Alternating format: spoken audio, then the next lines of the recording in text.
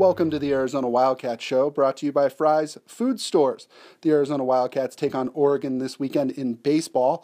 We caught up with Coach Jay Johnson this week to talk about the Ducks, the Wildcats' NCAA chances, and the rest of their season. Here's what he had to say.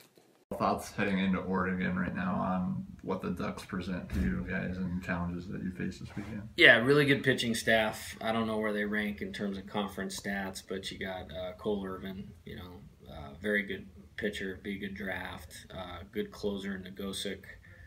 David Peterson, solid. Matt Crook was, at least at the beginning of the year, projected to be a high draft. So we know they're going to pitch well. They're going to defend well. Offensively, everybody runs, and so they try to speed the game up on you. Very similar to us in terms of style of play, and we're looking forward to a really good competitive weekend up there. Does a guy like Nagosic change your guys' strategy maybe to make sure that you're ahead at the end of the seventh or the end of the eighth? Well, my strategy is always to be ahead. It doesn't always play out that way, but I think we've done a good job of that. Even like Friday night, we got Irvies in the game. Anytime you can force a team to go to their closer, it helps you, for those types of things. We just always try to take a bunch of good at-bats, and that's what we'll do this weekend too. How has the attitude, mindset of the team been the last few days after, kind of a disappointing weekend against ASU? Well, it's good. They're out of school now too. I mean, finals was last week, and I think getting that behind them is a real positive. We took a day off Monday, and then had a great practice yesterday in the middle of a two-a-day practice, back to spring training type deal today, and they're bouncing around and doing a good job. So the other day we were talking to Cesar about his batting approach, and he said that he's now breathing between pitches, and I think he meant it literally. What have you guys talked to him about as far as his approach at the plate? Well, for any freshman playing in the Pac-12, as much as he has, it's going to be a transition. You see better pitching, better velocity, better secondary pitches, and so it can kind of speed up. I think he's done a nice job of just taking good at-bats, and right now we just need him to kind of help us keep the lineup moving. And, Saturday night when we won, he did a great job of that, was on base 4 times. Just trying to hit with a clear mind and put a good swing on a good pitch. Do you want him to look at more pitches in general? Not necessarily. I just want him to swing at the best pitch of every at-bat. Mm. He also, after the game, he took the blame for the pitch that was thrown that their reliever ended up getting a single on. What do you think about him saying that? Well, I think he's a great kid. He's a guy that's going to be foundational, in our program for the rest of the year and for the next couple years. And I think it speaks to his maturity, and I'm really glad to have him. Why was it so important for you to pursue J.C. Cloney when you had the chance to? I think, the day after you had your press conference here, you flew out to see him. I was familiar with his name and recruited him, several years ago back at San Diego. Left-handed pitching is something that I always try to stockpile my teams with, and I knew he had some pitchability, had some experience, good track record at College of the Canyons, and just kind of evaluating the Arizona program where it was at. We needed some guys that could potentially start, and he's obviously jumped into one of those roles and been spectacular. So talking to Coach Lon earlier, and he said that you don't really have to tell JC all that much about all the things that he needs to do because he's so conscientious about his preparation between starts. Is that an accurate reflection? No question. Professional approach in terms of everything he does. I hope some of our younger pitchers are taking advantage of having JC and Nathan here and watching how they go about doing what they do, because they're Hall of Fame at that. So Bobby obviously is not having the season offensively that everyone thought he could have, or based on what happened last year. What are you seeing from him at the plate, and what do you think he needs to do to kind of get things rolling again? Well, I thought he had a good weekend at USC, and then had the freak injury deal, and sometimes it's hard to come back after that long a layoff. We didn't have a midweek game, so I'm sure part of that was getting back into it. I think he gets pitched tough, and we just got to keep grinding. I mean, we're 50 games into this thing. I think the best is yet to come for him, and I just want him to swing at the right pitch every at bat, compete, and give us a tough at bat. In your experience, have you seen juniors who are in a draft eligible position put too much pressure on themselves and struggle as a result of that?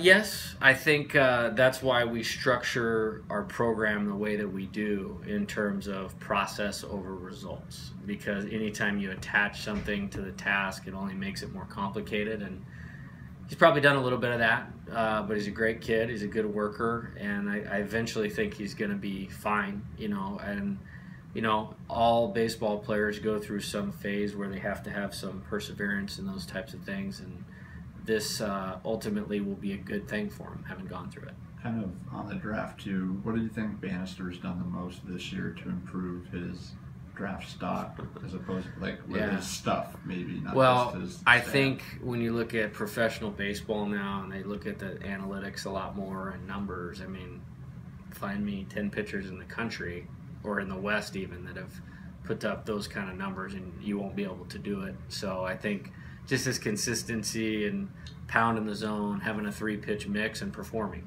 Ultimately pitching's about getting guys out, and not too many guys in college baseball have probably done that better than him. His velocity looks up to just looking at it. Yeah. Is that true? And Absolutely. How big of a jump has it been from maybe even the beginning of the year? 3 or 4 miles an hour. And again, we've talked about it at length, and rightfully so. The changes he's made in his body and his physical conditioning make it a lot easier for his arm to work, and some improved velocities, the result of that. You mentioned earlier how Salazar is one of the important guys as far as kind of balancing out the lineup.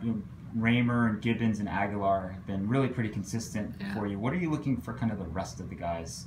In the rare game when, maybe those 3 guys, aren't producing or having some bad luck and the ball's not dropping in for them. Yeah, really everybody's job is to what we call take care of their at-bat and get it to the next guy. And I think we've done a good job of that. I mean, I think we're second in the Pac-12 in hitting. I have a pretty high standard for team offense, and, I think we can get better. And it's just more guys consistently giving us, 3 good at-bats a game, and not get into those stretches where you go good at bat, bad at bat, good at bat, but with a bad result. It's tough to score when you do that. And so I think just staying within themselves, trying to put a good swing on a good pitch, taking what the pitcher gives them, not trying to do too much, and keep us moving. We were talking about RPI on Sunday and changing that last series to an away series. How quickly do you do that when you take over here? I did it pretty quick. I did it for that reason. The other reason being a first year and not knowing what we have, the opportunity to go to Hawaii allowed us to play 3 more games on the schedule. And one, we had to count that Diamondbacks as a game. And, there's a lot of positives from seeing your team play. And, for instance, midweek with Fullerton, UC Riverside, Utah Valley, coupled with New Mexico State, allowed us to grow, and to improve and get to the point where we could compete, well in these Pac-12 games. So I wanted to play as many games as we could, and when you go to Hawaii, they allow you to add those games, and then the RPI factor, if we have a chance at the end, it's more beneficial to play on the road. Because right now you guys are second in the West in RPI behind Santa Barbara. What have you figured out that RPI formula maybe? I spend a lot of time looking at it. It's part of my job, and try to put us in the best position we possibly can. We don't talk about it with our players. It's not their concern. Their concern is to develop out here today and prepare and be ready to go in and compete this weekend. And we really leave it at that. But I pay a lot of attention to it, and I think we set ourselves up good.